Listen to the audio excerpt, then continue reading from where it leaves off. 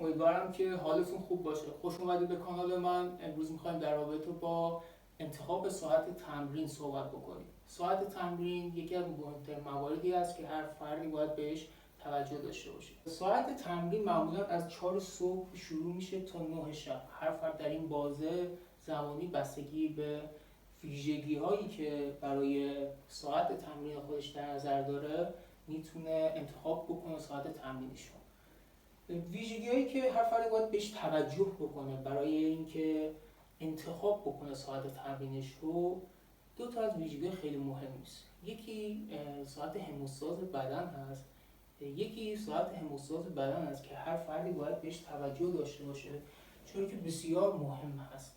و دومی هم ویژگی فردی هست، مثل جنسیت، سن یا تارگت و هدفی که هر فردی برای تمرین خودش دنبال میکنه. امیدوارم که استفاده کرده باشی از این نکات و تا دیدار دوباره. بدرود.